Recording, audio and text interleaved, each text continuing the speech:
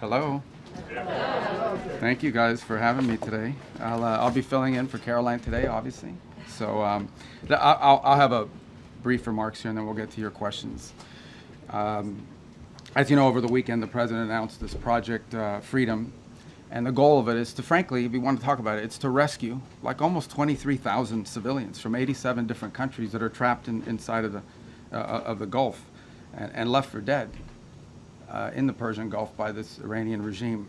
You know, for more than 2 months now, these innocent sailors and commercial crew members have been stranded out at sea because Iran is conducting something that's not just criminal. It's criminal for sure, but it's desperate and destructive, this blockade of the Straits of Hormuz. Nations from around the world, the overwhelming majority of whom are not even engaged in any military hostilities, are now at risk not just of losing their cargo, but the lives of their own citizens because of this blockade. These ships, you know, you don't leave a ship out there for this long. You start running out of food, you start running out of potable water, essential supplies, and they're at the mercy of this piracy. What it is, it's piracy. And not only that, but some of them have seen, you know, been open fire on and rained down senseless attacks on several civilian ships already. So frankly, the way to put it, these are innocent bystanders. These are countries that and ships and so forth that have nothing to do with any of this, and nonetheless are being caught in the middle of it and being held hostage merely because Iran could do that, just because of just as the regime brutally slaughtered tens of thousands of their own citizens for the crime of peaceful protest, because they're unhappy with the quality of life or the lack of quality of life in Iran today. And so they're sitting ducks. They're isolated, they're starving, they're vulnerable, and at least 10 sailors have already died as a result of the civilian sailors. So already many nations privately and some publicly have asked the United States to help free their ships and to restore freedom of navigation in the Straits of Hormuz and this critical artery of global trade. And so President Trump, as he always does, stepped up and answered the calls for their help. And he's directed the United States military to guide these stranded ships to safety, to provide a protective bubble under which they can operate and move product and get themselves out of there and out of the harm's way.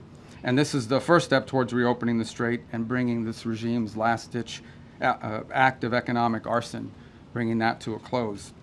We're doing it not only because we were asked, but because we're the only ones who can. Only we have the power to sort of take the steps that we've taken now. Under this president, under President Trump, the United States will help our friends. We're going to stand up to rogue regimes like the one in Tehran, and we're going to be unashamed to use our power and our abilities to project military power in the service of our national interest above all else. Now, what's really important for you to report and for everyone to understand is this is not an offensive operation. This is a defensive operation. And what that means is very simple. There's no shooting unless we're shot at first. Okay? We're not attacking them. But if they're attacking us or they're attacking a ship, you need to respond to that. You're not going to let some fast boat come up on a ship and shoot it up. We're going to respond to it, and we've been successful at it. I don't know what the exact number is, but I know a number of those fast boats have now been targeted. And will continue to be if they pose a threat to our forces. We'll shoot down drones, we'll shoot down missiles, but it's defensive in nature. This is defensive. So if you hear stories about attacks and launching of firing back and forth, it's not back and forth. We are only responding if attacked first. This is a defensive operation, and that's what's occurring here. Just about the importance of the Straits for a moment. This is approximately a quarter of the world's oil trade, along with significant volumes of fuel and fertilizer that operate through the Straits of Hormuz. The Iranian regime cannot be allowed to dictate who uses this vital waterway. I don't think this is also being reported enough. Maybe you are reporting. I don't read everyone. I don't know many damn outlets here. I don't know who you all are, but I mean, I know who some of you are, but I don't know all of you are. But I will say this about it. This is an international waterway. Okay, this is an international waterway. And international law is very clear, and I love it because everybody always talks about international law, and this international law on this is very clear. International waterways, no country can control them. There is no international law that allows you to say, I'm going to put mines in an international body of water and I'm going to blow up ships that don't listen to us and try to go through. That's what Iran is doing. This is a criminal act. And someone needs to do something about it. Something needs to be done. It's completely illegal, completely illegitimate, and completely unacceptable. And that's why the United States military is guiding stranded commercial ships safely through the strait and is working to restore freedom of navigation and putting an end to these efforts to hold the global economy hostage. So far, as a proof of concept and as a proof of function, 2 U.S. flag merchant ships have successfully transferred the Strait of Hormuz in the first stages of this project, and they're now safely on their way.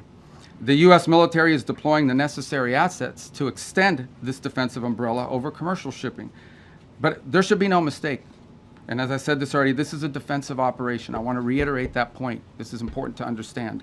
If no shots are fired at these ships and no shots are fired at us, we're not firing shots. But if we're fired on, we will respond, and we will respond with lethal efficiency. The assets supporting this project, by the way, include guided missile destroyers, over 100 land and sea-based aircraft, multi-domain unmanned platforms, and 15,000 of the finest military service members on the planet.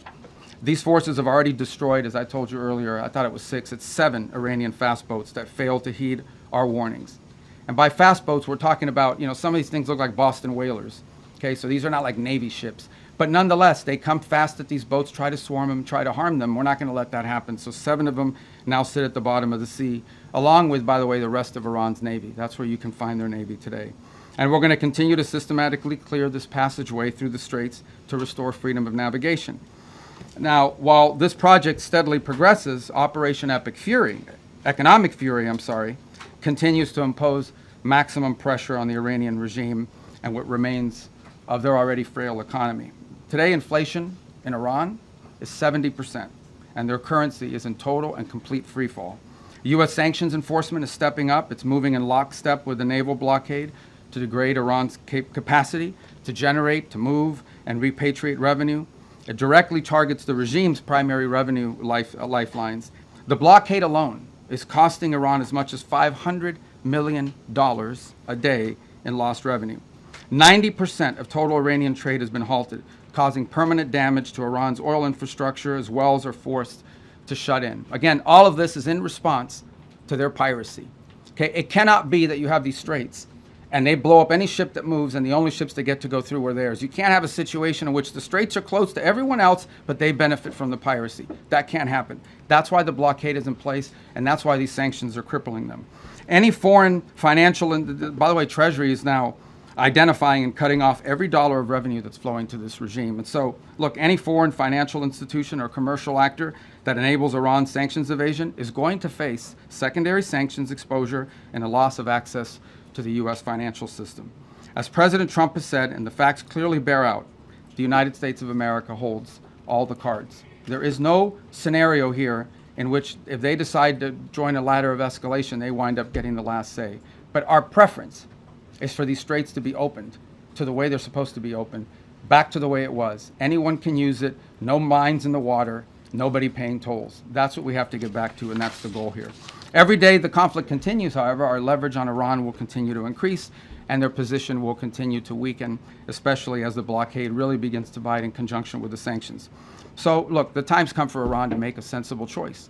And it's not easy for them to do that, obviously, because they have a fracture in their own leadership system. And apart from that, I mean, the top people in that government are, to say the least, they're insane in the brain. And so we need to address that, and it's difficult because it's hard to get past that in their system. But it's important for them to make a sensible choice and the one that's right for their people.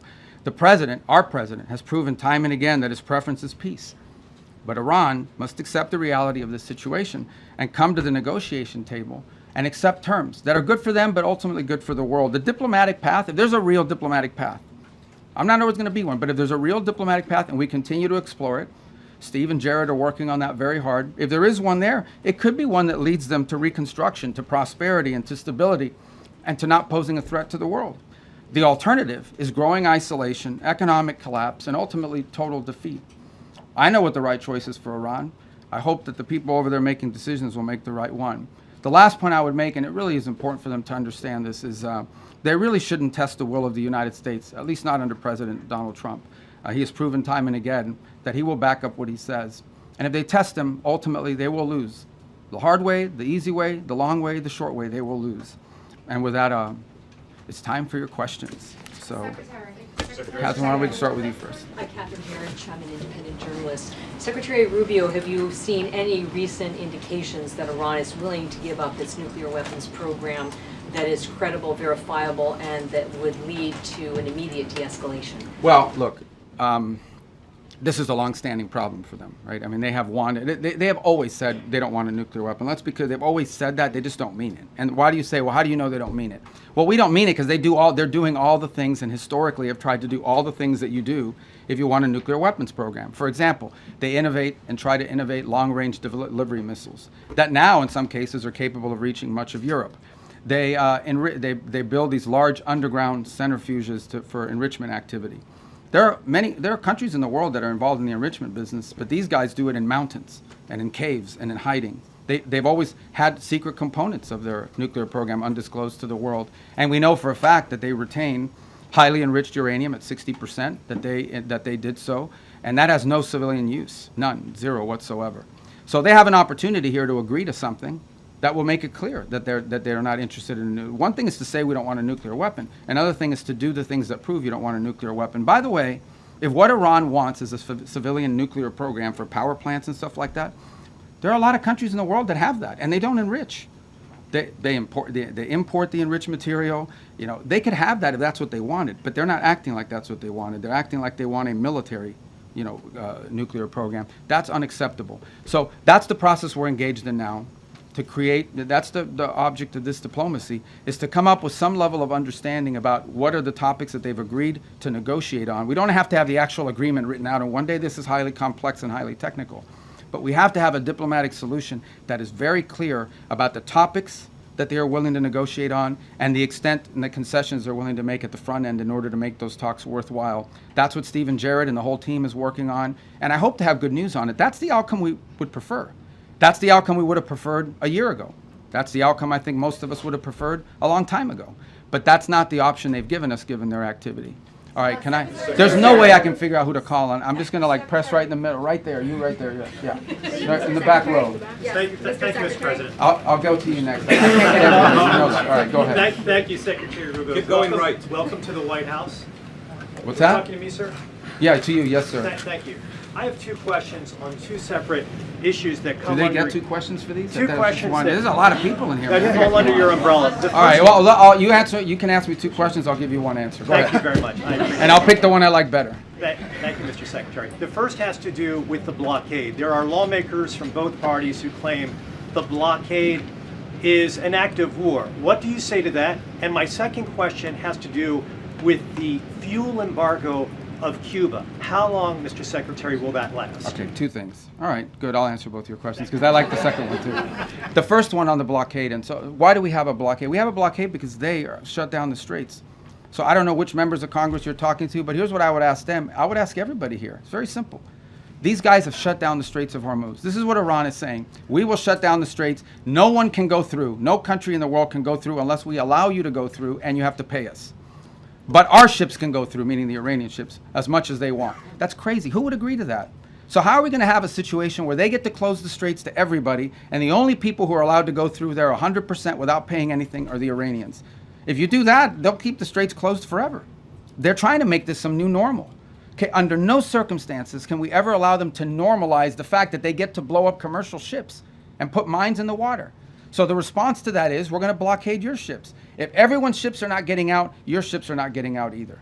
That's not an act of war. That's a defensive measure. It's a counter to what they have decided to do. You know what is an act of war? Putting mines in the water. Why don't the members of Congress, whoever it is complaining about it, they should be all over that. These guys put mines in the water. That alone, mining in the water is illegal, period, under any circumstances, and they've done it. This is crazy stuff, but this is what they've done. On Cuba, oil blockade on Cuba. There's no oil blockade on Cuba per se. Here's what's happening with Cuba, okay? Cuba used to get free oil from Venezuela. Used to give them a bunch of free oil. They would take like 60% of that oil and resell it for cash. It wouldn't even go to benefit the people. So the only blockade that's happened is the Cubans have decided, the Venezuelans have decided we're not giving you free oil anymore. And you can only imagine nowadays, the way oil prices are, no one's giving away free oil, much less to a failed regime. So the problem with Cuba is worse, okay? Their economic model doesn't work. Doesn't work. And the people who are in charge can't fix it. And the reason that I can't fix it is not just because they're communists, that's bad enough, but they're incompetent communists. The only thing worse than a communist is an incompetent one.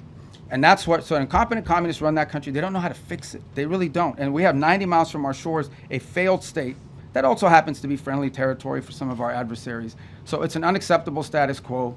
I will be addressing it, but not today. Okay. All right, let's go to the front, right there. Secretary Rubio. Yeah. You are going to the Vatican to meet with the Pope. Is this an attempt to smooth things over with the Pope, given the rhetoric between President Trump and Pope Leo? No, I mean, it's a trip we had planned from before, and obviously we had some stuff that happened. And no, look, there's a lot to talk about with the Vatican. I'll give you one example. The Pope just returned from a trip to Africa, where the church is growing very vibrantly. And we have shared concerns about religious freedom, religious freedom in different parts of the world. We'd love to talk to them about that. The topic of Cuba, you know, we gave Cuba $6 million of humanitarian aid, but obviously they won't let us distribute it. We distributed it through the church. We'd like to do more.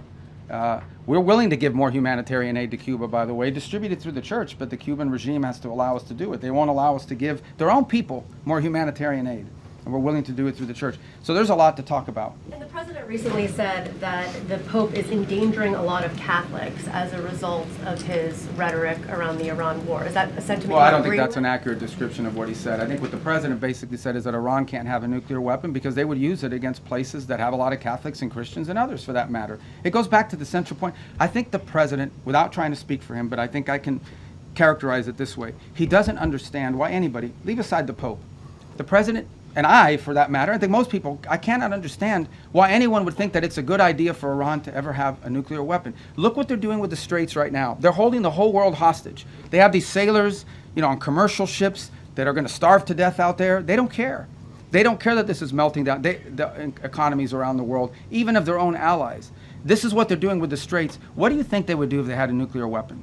They would hold the world hostage with that nuclear weapon. That's what they would do. They would do exactly to the world with a nuclear weapon what they're doing now with the Straits. And I think the president's point is how anyone cannot see that as an unacceptable outcome and an unacceptable risk is beyond him. It's puzzling. And someone has to do something about it.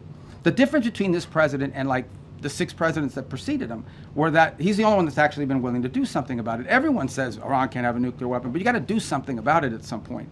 And he's been willing to address that threat. And that's what he promised he would do when he got elected, by the way, is address threats like this. Secretary. Yeah, I wish I knew your name, thank you guys. so I much, Mr. apologize. Secretary. Can you put name tags on? Thank you That so would much, help. Mr. Okay. Secretary. Who are you with? Who are you with? I'm with Rudao Media Network. Okay. Mr. Secretary, the President has said multiple times that weapons were provided to the Kurdish groups to pass on the Iranian people. However, Kurdish political parties and the regional government says they have not received such weapons. Even some claim these weapons remain in the U.S. base in the region. Can you clarify who those weapons were given to and whether you intend to retrieve them or still want to pass to the Iranian people? Yeah, look, ultimately, what the president is expressing, and I think has repeatedly, is he wished the Iranian people had, you know, look, he's heartbroken by these images. You think about it, you're an Iranian, okay? You're unhappy that your economy doesn't work for you.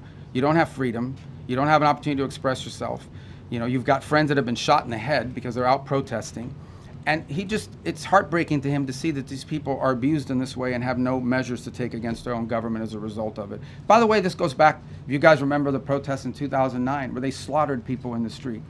This is a vicious regime, guys. Okay? These are people that hang people from cranes in the town square so everyone can see. They continue these executions of people and have continue to do so for over a decade and a half now. And so I think what the president is expressing is the desire that he wishes the Iranian people had an ability to fight back against some of these things that are happening to them. And I would view that as distinct and separate from the specifics of this operation that was ongoing before it concluded, and certainly different from the operation that's going on now. Right there in the... Regarding right there in the Colombia, blue- regarding Colombia, Mr. Secretary, we Right behind you, not Colombia, right there. Yes, ma'am. Mr. Secretary, thank you so much. On Lebanon, are Yes. we in a ceasefire or less fire? And the second question, do you think you would be able to achieve an agreement between Lebanon and Israel without risking a civil war in Lebanon? What are Yeah, you look, doing Lebanon's to risk? complex. What are you doing to? No, I got it. I got the gist of your question. So look, here's the challenge with Lebanon, okay? There's no problem between the Lebanese government and the Israeli government. Israel doesn't claim any land in Lebanon belongs to them. And by and large, I think a peace deal between Lebanon and Israel is imminently achievable and should be. The problem with Israel and Lebanon is not Israel or Lebanon, it's Hezbollah. Hezbollah operates from inside of Lebanese territory. They terrorize and attack Israelis, but they also are inflicting tremendous damage on the Lebanese people. The reason why Lebanon gets attacked by Israel is because of Hezbollah, because Hezbollah is hiding in some house, launching rockets against Israelis, and then they get hit. So what you're seeing now is Israeli responses to either attacks or perceived threats. And this is not new. This has been going on for a very long time. What is our hope? Our hope is to engage the Lebanese and Israeli governments under our mediation at the table to achieve this. And that is having Lebanese armed forces and a Lebanese government, not just with a willingness, but with the capability to begin to challenge Hezbollah and disarm them. Because the Lebanese people are also victims of Hezbollah. And by the way, on the topic of Hezbollah in Lebanon, who is behind Hezbollah? Why do they exist? They're an agent of Iran. If you go through that Middle East and you identify every problem, Hamas, Hezbollah, to some extent the Houthis, obviously, and others, behind every one of these groups is Tehran. So apart from the nuclear weapons, apart from all these other things, these guys are behind all the bad actors. Hezbollah is a wing. It's an extension of Iranian desire to destabilize the region. So we're very committed to this process. It's not going to be easy. You're asking me a complex question. You know this has been going on for a very long time. It's not going to be easy. We're going to do everything we can to make sure that both sides continue to talk so that progress can be made on some sort of permanent ceasefire that isn't constantly spoiled by Hezbollah and by Hezbollah violence. Right in the middle. I'm winging it, guys, okay? Right there, yes, sir. You mentioned the 2 U.S. ships that safely crossed the Strait of Hormuz. Are other ships being told it's safer to get back to regular levels, or are we still going to see limits in place for the foreseeable future? For obvious reasons, I'm not going to broadcast who we're talking to or who we're telling them to move. I mean, we want these operations to be safe, and I think as it unfolds and ships get through, we'll make those announcements after the fact, just for operational security purposes. But the goal here is pretty simple. Establish a zone of transit that is protected by a bubble, the United States, both naval and air assets, and then allow ships who want to move through there and get to market, to begin to increase confidence in the ability to do so. That doesn't happen in 12 hours. It takes time to set up that bubble and gain that confidence, but that's the goal. We have been in touch. We've been in touch, I don't know, with a bunch of different liners about moving, and we're hoping to continue to improve the security situation, and we'll start to see some of that movement, and we'll announce it as it happens after the fact. We're not going to be like broadcasting, hey, tomorrow at 12, ship X is going to be coming through, for obvious reasons, because that degrades the security. But we feel confident we're going to be able to achieve that. Look, it's not going to solve the whole Straits problem. It's going to solve a lot of it, but it's important to challenge what Iran is doing now. Guys, again, if you take anything away today, and I can't tell you what to write, but Iran cannot be allowed to normalize this control of the Straits. It's completely unlawful, illegal. It's outrageous. And every country in the world should be joining us and condemning it and doing something about it. But the United States has stepped up and is trying to do something about it. Regarding Colombia, Mr. Secretary, we've had several tourists. I'm sorry. We'll see if we get to Colombia today. Go ahead. You guys have an election. Why don't you wait till after your election? Mr. Secretary, Go ahead. John Michael Yes, Ross sir. with Daily Mail. I was curious about your meeting with Southcom earlier. There was a picture, a map of Cuba behind you. What did you discuss with Southcom about Cuba? And do you have any updates on? I'm not going to tell you what I discussed with Southcom. but it had to do something with Cuba. No, what about? Cuba's in Southcom. It's Fair the enough. closest part. And so the second point, I was there. Our ambassadors were in from the whole Western Hemisphere. I was addressing them. Meeting the general who just took command of Southcom. And there happened to be a map of Cuba. And I said, it'd be good if we took a picture in front of that map, because it's like the closest thing in Southcom to the United States. So there it is. We have maps of other countries. Huh? What about Greenland? Did you update on Greenland? No, they didn't have that map there. They only had in the red, right there in the red. In the red, okay. Cristina de Telemundo, Mr. Sec. Can I ask you in Spanish or can I ask You can answer in Spanish. You Muchas can ask me. gracias. And they'll have to translate for them what you So asked. I'll say it in English, and if you can answer in both languages. Today I checked the webpage of the State Department, and there's still a $25 million bounty on Diosdado Cabello, the Secretary of Interior, for drug trafficking and narco-terrorism.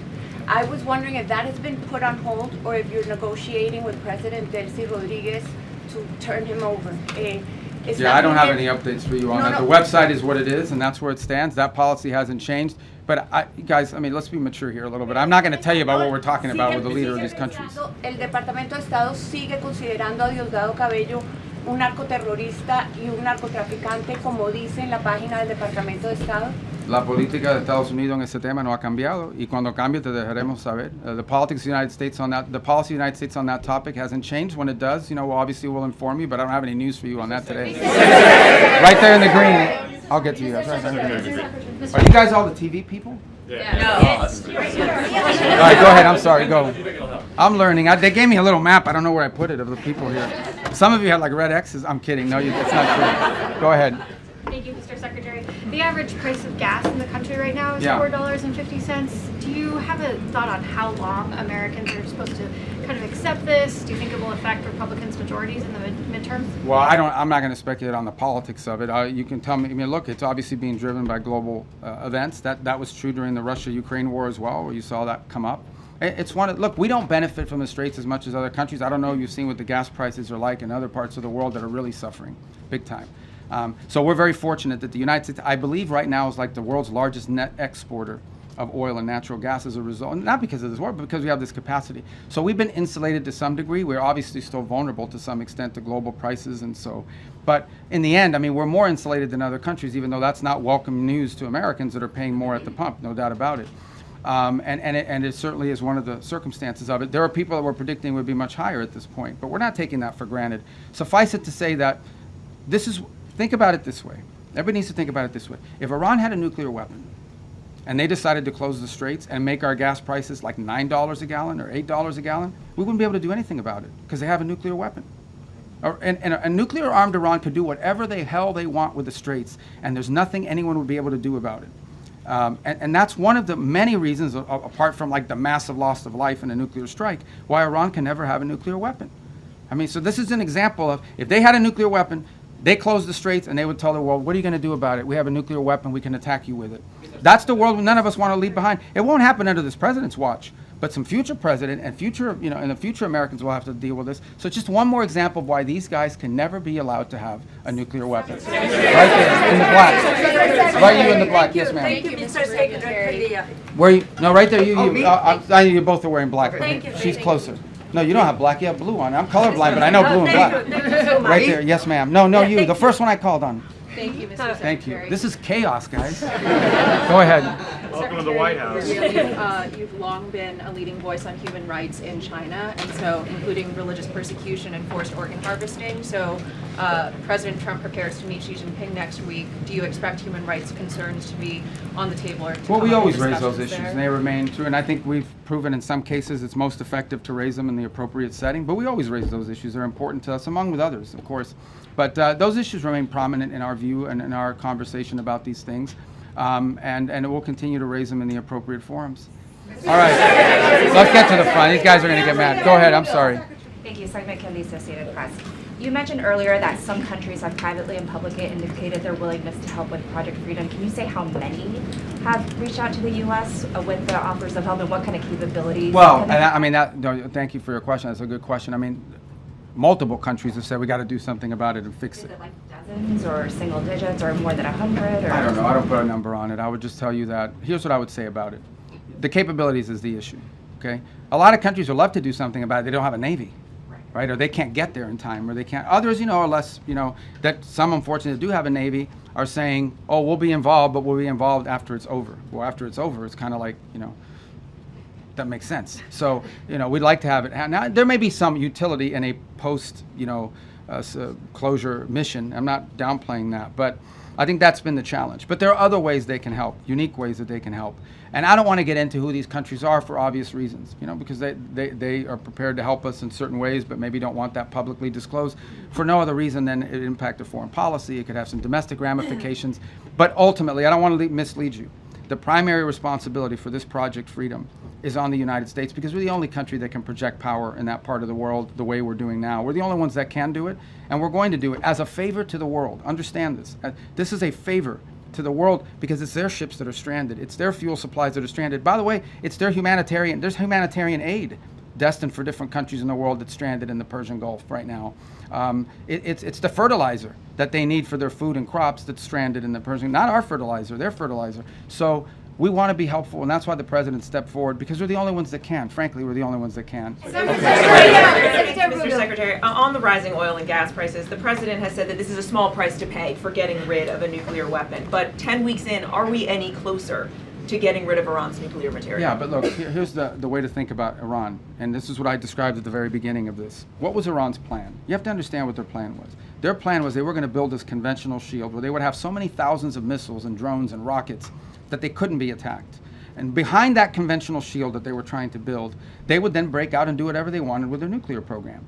They no longer have that conventional shield. Okay, we told you guys from the very beginning, And we're very consistent in this messaging. The operation that has concluded was going to destroy their Navy. They have no Navy left. They don't. Not a Navy. They have small boats and Boston whalers, but they don't have a Navy left. They don't have an Air Force. I challenge you. When is the last time you read or heard about an Iranian jet flying anywhere? They don't have an Air Force. Their missile launching capability has been substantially degraded, and their industrial base, their defense industrial base, has been severely, severely damaged. So their ability to build a shield behind which they could hide their nuclear program was wiped out. That's a very substantial achievement, and that was the purpose of this operation from day one. Their nuclear material in order for this war to end. Well, that's one of the topics that needs to be discussed. I don't know about, I think you're linking it. The operation is over. Epic Fury, as the President notified Congress, we're done with that stage of it. Okay, we're now on to this project of freedom. As far as a negotiation is concerned, I think the President's been clear that part of the negotiation process has to be not just the enrichment, but what happens to this material that's buried deep somewhere that they still have access to if they ever wanted to dig it out. That has to be addressed, and that's being addressed in the negotiation. I'm not going to go further on what progress has been made on that topic because I don't want to endanger the negotiations, but suffice it to say that the President and this entire team is aware of the centrality of that question, and that will have to be addressed one way or the other. Right there. Right there. Yes. Thank you. Thank you. Secretary, I have another two-part question for you. Okay. First, are you taking part in those negotiations that you just detailed there? And then secondly, President Trump has made it clear that the U.S. doesn't rely on the Strait of Hormuz. So why should Americans even care about Project Freedom and these shipping tankers going through? Well, I think on the second point is the one I want to address first, and that is why should Americans care and why it matters to us? Because ultimately these things have an impact on the global economy, which ultimately has an impact on our economy in the long term. That's number one. Number two, because if we live in a world where a rogue state like this Iranian regime is allowed to claim as a new normal control of our international shipping lane, it will not be long before you see that happen in multiple shipping lanes around the world. I can identify for you six or seven vital shipping lanes around the world that some countries can decide, guess what, if Iran was able to do it, we're going to do it too. We're not going to start charging tolls. And it'll get closer and closer to us. That's unacceptable. We cannot live in a world, there's a lot of time and energy been invested behind the idea that international waters are free for the free flow of goods. The stuff we make in this country and export has to go through international shipping lanes. And for us to live in a world where a country can decide, now we own the international shipping lane and you have to pay us if you want to use it, that is a normal that we will never be able to accept. And that's what the Iranians are trying to get us to do. So we're doing two things about it, and we haven't talked about the second one enough. The second thing we're doing is we're going to the UN. Everybody loves the UN, right? We're trying to go to the UN, and we're saying, okay, countries of the world, condemn this. Say that it is wrong for you to put mines there. It is wrong for you to shoot at commercial vessels. Guys, that's what we're talking about here. These guys are bombing commercial vessels. They're not bombing naval vessels. They're bombing commercial tankers. It's just outrageous. That needs to stop, and it needs to end. And if it doesn't, then the world should be diplomatically and economically isolating Iran as well. But if we live in a world where global shipping lanes can be taken over by countries, that'll have a direct impact on Americans in the short and the long term, and we can't let it start by Iran doing it. And we're the only ones that can do anything about it. All right. Right there in the green. Go ahead. Yes. Mr. Secretary, does the President intend to press Beijing on its Taiwan policy when he visits China next week? I'm sure Taiwan will be a topic of conversation. It always is. As you know, we understand the Chinese understand our position on that topic. We understand theirs. And I think both parties, without getting ahead of myself of what will happen in the talks, but I think both countries understand that it is neither one of our interests to see anything destabilize happen in that part of the world. We don't need any destabilizing events to occur with regards to Taiwan or anywhere in the Indo-Pacific. And I think that's to the mutual benefit of both the United States and the Chinese. Secretary, Kara Castanova from Lindell TV. Thank you for taking my question today. How does the State Department... What happened? Why is everybody giggling? What happened? I'm sorry. Are they mean to you? No, they're not mean. Oh, okay. I don't think they are. I hope not. But I'm Kara from Lindell TV, and nice to ask you a question today, sir. How does the State Department interpret the President's recent remarks when he said, quote, the Iranian people need to have guns, and I think they are getting some guns, end quote. What did he mean, and do those comments relate to any ongoing or potential U.S. actions like supplying those weapons? Well, I think it goes back to the question I was asked a moment ago. I think the President thinks it's heartbreaking that the Iranian people are abused by this regime the way they are. In the end, I mean, this regime is not, guys, I know, I've said this, I think I said this in my hearing before the Senate when I got confirmed. I don't know of any country in the world where there's a bigger difference between the people and the people who run the country. Okay, this country is run by radical Shia clerics. And that's not what Iran and the Iranian people are. Now, they may be Shia, but they're not radicals and they're not clerics, and they just want a normal life and a regular life, and in many ways a very cosmopolitan country with an incredible history and incredible legacy and the like. So there's this huge divide between the people of Iran, whom we sympathize with, and who the president sympathizes with, because they're the ones suffering. Look, the world is a victim of Iran, okay? The world is a victim of Iran because they're terrorists, because of what they're doing now in the Straits. But the people of Iran are daily victims of the regime, and the president has deep sympathy for what they're going through. And I think he's just expressing that sympathy and that frustration that they don't have the ability to do more to get rid of this regime that has crushed this country and isolated it from the world, which is a country that shouldn't be isolated from the world because its people are phenomenal. All right. I wish I had like a dice. Go ahead. Yeah. No, right there, because I'm going to Italy. Voy a Italia. Déjame hablar con el señor. Okay. He's Italian. I know him. He used to cover Capitol Hill. You're Italian, right? For many years. For many years. Yeah, okay. Daniele Compatangelo, thank you, Mr. Secretary. So I have two short questions for you. Oh, the damn First, 2 questions. First, as you head to the Vatican and Italy, how do you view the Pope's global role amid current geopolitical shift? And what are your objectives in Italy? Is this trip tied to recent remarks by the President suggesting Italy has not been supported as expected? And the second one is about the Hezbollah and Lebanon. On a recent interview on Fox News, you raised some concern about stronger vetting within the Lebanese armed forces. What do you make? Can you elaborate a little bit? Yeah, I've answered the first one about the Vatican. Look, I mean, the Pope is obviously the vicar of Christ, is a Roman Catholic, but he's also the head of a nation state, and it's an organization that has a presence in over 100-something countries around the world. And we engage with the Vatican quite a bit because they're present in many different places. I've already outlined to you 2 examples. We worked with the Catholic Church on the distribution of humanitarian aid in Cuba. We share with the Catholic Church a concern about the destruction of religious liberty, the persecution of Christian minorities, and also, the challenges that are being faced by Christians in Africa, where the Pope just recently visited. So we have a lot to talk about with them, and I engage with them quite a bit on that front. So the trip is really not tied to anything other than the fact that it would be normal for us to engage with them, and other Secretary of States have done that in the past. On the second point about Lebanon, also a question that was asked earlier. And what was the Italian part? About the expectation that the President... Oh, no, look, I mean, the Italians have been involved for some time in training the police and in training their forces, so we'd love to hear their input on it. And in the way, look, we welcome everybody's help eventually. What has to happen in Lebanon, what everybody wants to see, is that you have a Lebanese government with the capability to go after Hezbollah and take the Hezbollah apart. There shouldn't be a Hezbollah and a government. There should be a government. Everyone should fold underneath it. And if we do that, then there will be peace between Israel and Lebanon. But we have to build the capacity of the Lebanese to do it. And I think Italy could be helpful in that regard. All right. Did I call on you already? You already got a question? In the green? Did I call on you already? No. Okay, all right. Go ahead. You mentioned the UN resolution that Yes. you announced today. Can you talk about what the goal is with that resolution? And there was a similar one last month that was vetoed by China and Russia. You spoke to the Russian foreign minister. Do you have an assurance that Russia will be on board with this now? Well, we don't know. Yeah, look, I mean, everyone wouldn't want to see this vetoed again, and then we've made some slight adjustments to the language, but I don't know if it'll avoid a veto or not, but the language isn't very complicated. And I think it's a real test for the UN, right? As something that functions that can solve global problems. What is the purpose of the UN? The UN was supposed to be a place where you could peacefully resolve global conflict. Right now you have a country who is unlawfully, criminally, and illegally taking possession of an international waterway and blowing up commercial vessels and putting mines in the water. I don't know if people appreciate how outrageous this is, how unacceptable it is that any country would fire and try to sink commercial vessels or put mines in the water. Both of these things are illegal.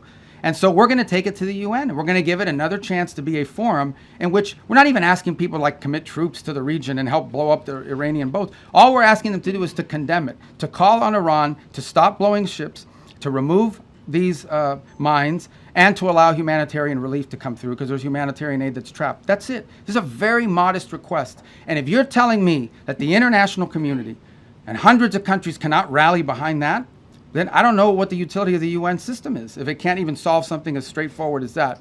And I think to both the Chinese and the Russians, I would argue and have argued that it is in their interest for that resolution to pass and for pressure to be brought on Iran, because it is in their interest not to see international waterways, including the Straits of Hormuz, be closed down and cause economic chaos to dozens and dozens of countries around the world. Okay. Back row, yellow tie. Back row, Secretary, yes, sir. With CBN News, you've had a deep faith for God and country. At the end of the day, with all that you've been involved in, keep going. You've been extremely busy. Go ahead, I'm sorry. As we all know. I got to ask you, what is your hope for America at a time such as this? My hope for America? And how do you personally deal with that? Yeah, look, I mean, my hope for America is what it's always been. I think it's the hope I hope we all share. We want it to continue to be the place where anyone from anywhere can achieve anything, where you're not limited by the circumstances of your birth, by the color of your skin, by your ethnicity, but frankly, it's a place where you are able to overcome challenges and achieve your full potential. I think that should be the goal of every country in the world, frankly, but I think in the U.S., we're not perfect. Our history is not one of perfection, but it's still better than anybody else's history, and ours is a story of perpetual improvement. Each generation has left the next generation of Americans freer, more prosperous, safer, and that is our goal as well. But it is a unique and exceptional country, and as we come upon this 250-year anniversary, I think we have a lot to learn and be proud of in our history. It is one of perpetual and continuous improvement, where each generation has done its part to bring us closer to fulfilling the vision that the founders of this country had upon its founding. So, thank you. All right. I have time for 2 more questions. Crazy. All right, right there in the pink. No, you right there. That lady, no, the one right next to you in the pink. No, the pink. I'm sorry, but I pointed at her. I need to get a laser pointer and just go. Now you in the pink jacket, the lady right there. Thank you. Thank you very much, Mr. Secretary. I have a question on Iran-China relations. Okay. What's your reaction to Iranian foreign minister visit to China? Also, Beijing instructed its firms to ignore U.S. sanctions. Could you also address that? Well, I'll direct you to Treasury on that front. There are options that we have. If you ignore our sanctions, you're going to face secondary sanctions. And I don't have an announcement for you on that today, but we don't do these things, for symbolic purposes. On the first point about the visit, it's fine. I hope the Chinese tell him what he needs to be told, and that is that what you are doing in the Straits is causing you to be globally isolated. You're the bad guy in this. You guys should not be blowing up ships. You should not be putting mines. You should not be trying to hold hostage the global economy. I hope the Chinese bring, whether it's done privately, but I hope it's done directly, that's the message they deliver to them. As I outlined earlier today, China is an export-driven economy. Okay, I'm not here to speak on behalf of what's in the best interest of China, but it's obvious. China is an export-driven economy. That means they depend on other countries to buy from them. Well, you can't buy from them if you can't ship it there, and you can't buy from them if your economy is being destroyed by what Iran is doing. So it is in China's interest that Iran stop closing the straits. It's harming China as well. The gentleman in the red tie, right there. Yes, I'm sorry, what's your name? Liz Landers with Liz. PBS News Hours. Okay. Another question about the China-Iran relationship. You said at the beginning of your comments at the top that every single financial situation will be targeted. Does that include Chinese banks? Would the president sanction We're going to enforce our sanctions. I don't have an announcement for you. That will have to come from Treasury, but we have sanctions in place. And sanctions don't mean anything unless, you're going to do something about them. So I think that's been clear. I think that the Treasury will follow up with any specific announcements. Suffice it to say, we're serious about our sanctions.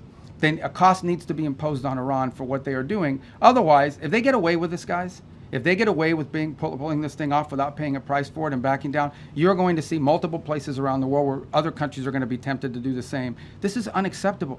Again, I want to reiterate the point. We keep arguing back and forth about the war and the shooting and this and that or the other. These guys are shut down an international waterway. The Straits of Hormuz do not belong to Iran.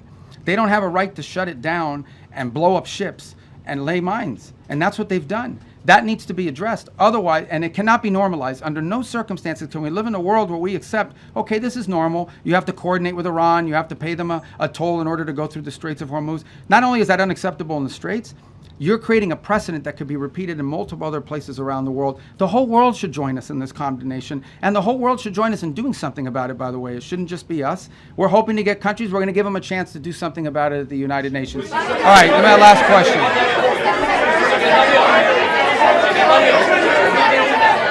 All right, that lady in the right there in the white. Thank you, Mr. Secretary. Right next. Secretary.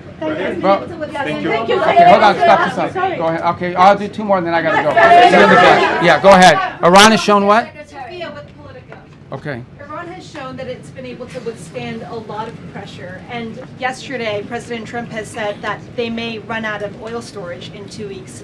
Do you believe that that will be the thing that gets them to the table to give up their nuclear ambitions, and if not, what will be that thing? Well, look, they're suffering devastating damage to their economy. You're right, but it's not that they're able to withstand pressure, it's that they don't care that their people are suffering. You understand, right? There's a difference between we can withstand pressure and we actually don't care. Now, I think there are people in their system that care more than others. You know, some of the elected people that you see, some of the people you see on television with the suits on, you know, those guys care because they know at the end of the day they have to live in the reality. And then you have another element of their government, the clerics, the IRGC types, who probably are more immune to that and care less. They're more interested in regime survival at all costs. But ultimately, the pressure points are what they are. They divided now than they were before, because the administration has said that the Iranian regime is divided, making it very challenging. Well, it's been challenging to deal with them diplomatically because, for example, an offer will be made and then it takes 5 or 6 days to get a response because you have to get it through the whole system. They have to find the supreme leader wherever he hides. They got to get him to sign off, and that's their system. Their system has always been multi-layered in this way. It's obviously become more complex because of the damage they suffered during the war. But look, suffice it to say, Iran has to pay a price. They're not going to change their position out of the kindness of their heart. There has to be a pressure point on them that causes them to realize they cannot continue to close the straits, or they face crushing economic consequences, but also, you know, global diplomatic isolation. Which they have proven in the past to be susceptible to. But you're right, they have a high pain threshold, but they don't have an unlimited pain threshold. Nobody does. All right, this has to be the last question. Go ahead. Secretary, many people want to know, what is your DJ name? My DJ name? Your DJ name. You're not ready for my DJ name. On the war, if the fighting were to resume, because you've said that Operation Epic Fury is over, the president also said that the U.S. would bomb them off the face of the earth if they tried to go after U.S. ships. So if the fighting resumes, are you saying that it would resume under Project Freedom? And I ask, as it relates to the War Powers Act. Yeah, look, the Operation Epic Fury is concluded. We achieved the objectives of that operation. I'm not going to, you know, we're not cheering for an additional situation to occur. We would prefer the path of peace. What the president would prefer is a deal. He would prefer to sit down, work out a memorandum of understanding for future negotiations that touches on all the key topics that have to be addressed, a full opening of the strait so the world can get back to normal. And he preferred that be negotiated through the route that Steve and Jared have been working and that all of us have been supporting. That's the route he prefers. That is so far not the route that Iran has chosen. And so the result has been that the United States has to do something about the fact that we're the only nation on earth that can do anything to open up a lane within the Straits of Hormuz to get product and to rescue these people that are trapped in there. And that's what we're undergoing now. What that may lead to in the future is speculative. I'm not going to speculate about what it would take or what it would do. But look, the message to Iran, these guys are facing, they are facing real catastrophic destruction to their economy, generational destruction to their economy, generational destruction to the wealth of their country, imposed on themselves by the actions that they're taking. They should check themselves before they wreck themselves in the direction that they're going. Does the White House believe that these votes coming up in Congress are a moot point then? Look, guys, I love talking about this topic. It's about the War Powers Act. Yeah. Okay, I love it. I was hoping somebody would ask. All right, hold on. No, boy, you don't let me answer. I got to answer the question. Okay, and I love it. I'll tell you why I love it. Because even as a senator, I said something. The War Powers Act is unconstitutional, 100%. Now, this is not the position of me, not the position of the President of the United States now. This is the position of every single president that has occupied this position since the day that law passed. It's completely unconstitutional. Now, we comply with it in terms of like notification because we want to preserve good relations with Congress, right? And we do that. But even as a senator, I would say that the War Powers Act is 100% unconstitutional. And look, I know some of you, whatever you want to say, but this is not this president's position. That has been the position of every single presidential administration since the day that law passes. An infringement on the president's constitutional powers. We don't acknowledge the law as constitutional. Nonetheless, we comply with elements of it for purposes of maintaining good relations with Congress, and we want them to be involved, and we want them to be informed. I have gone on Capitol Hill, I don't know, 4 times this year for all senators and all House members and Intel Committee and Gang of 8. We want them to be involved in this, but I want to be clear on the point of the War Powers Act. It's unconstitutional, and every president and every administration has taken that position. All right, guys, I gave you 50 minutes. Thank you, guys. Thank you.